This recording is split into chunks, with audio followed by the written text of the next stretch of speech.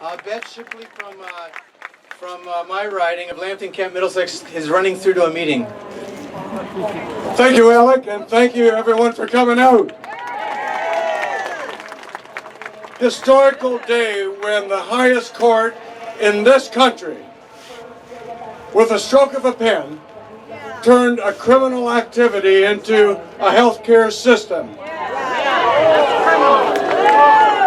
And where not only was it a criminal activity, it is now a paid for by Canadians healthcare, where doctors are paid to euthanize people. Ladies and gentlemen, thank you for coming. Please stay with us. Do not give up the fight, because we will continue to fight with you. Thank you, and God bless. Garnet Genuis from Sherwood Park, Fort Saskatchewan is also running to a meeting.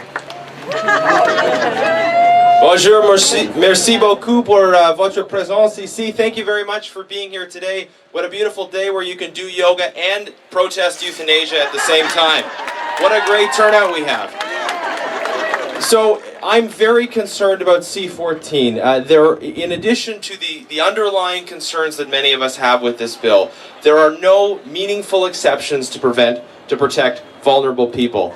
Our senators have an important job. We need to work with them and support them, and we have many great people in the Senate. But whatever happens over the next few weeks, we have to be in this fight for the long haul. Whether we get this done in 4 weeks, whether it takes 4 years, whether it takes 40 years.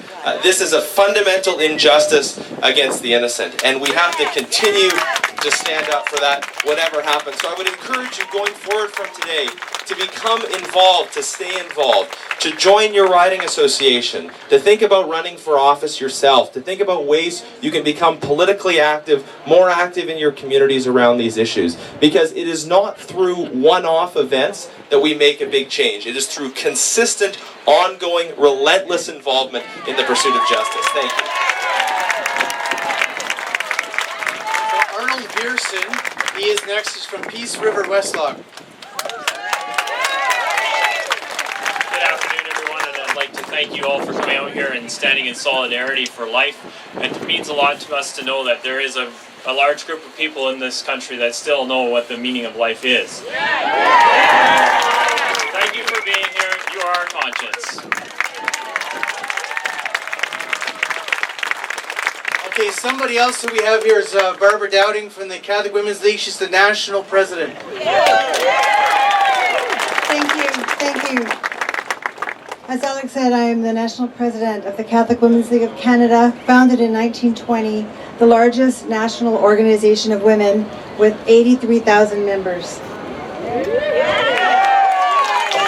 Members of the Catholic Women's League are committed to protecting the sanctity of life and recognizing the human dignity of all people everywhere. I've got the box. Our theme this year has been expanded to include palliative and hospice care.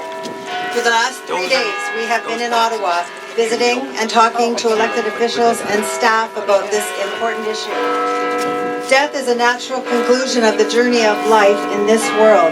Today's rally is a great indication that many agree that euthanasia and assisted suicide are not the answer. As human beings, we have a fundamental desire to live and preserve life. There is an absolute difference between dying a natural death, being killed, or ending a life.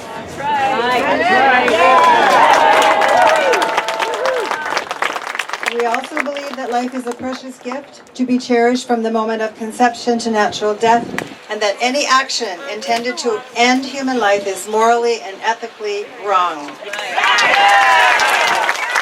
It seems very clear that we are going to have a law that is flawed in terms of how we view life and why exceptions will be problematic for us to accept.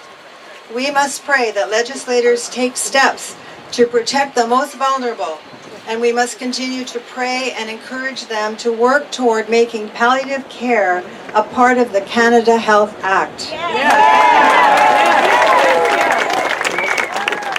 Until 100% of Canadians have access to quality end-of-life palliative care, we fear the vulnerable will be at risk in a country where euthanasia and assisted suicide will be seen as another form of health care. If we insist on giving people the right to kill themselves, we must surely give people the right to live their last days in peace and well-being. On May 4th, thousands of people across Canada took part in a 12-hour of prayer for palliative care. We need to pray and begin prayer earnestly. Our focus on palliative care springs from our love and concern for the dignity of all persons. End-of-life care is true compassion. It allows individuals who are facing death not to be burdened by pain and suffering, but to receive the necessary support that respects their human dignity, both physically and spiritually, rather than choosing assisted death as a desperate last resort. Thank you.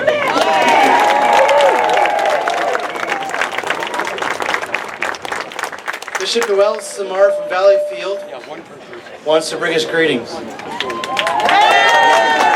Bonjour. Merci beaucoup d'être là. Je suis ici pour dire non avec vous à l'euthanasie et au suicide assisté. J'ai œuvré au Québec contre l'euthanasie, contre le Bill 52.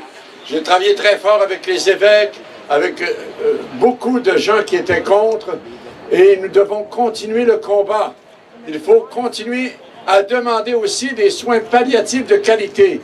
Depuis que le Bill 52 est là, on entend moins parler des soins palliatifs. Et comme cofondateur d'une maison de soins palliatifs, je vous dis qu'il faut se réveiller et demander l'accès à des soins palliatifs de qualité. C'est la réponse. La réponse n'est pas l'euthanasie ni l'aide au suicide. Et il faut aussi rappeler que l'euthanasie et l'aide au suicide menacent les fondements de notre vivre ensemble, qui repose sur un interdit fondamental, tu ne tueras point. Et en même temps menace la solidarité avec les plus vulnérables membres de notre société.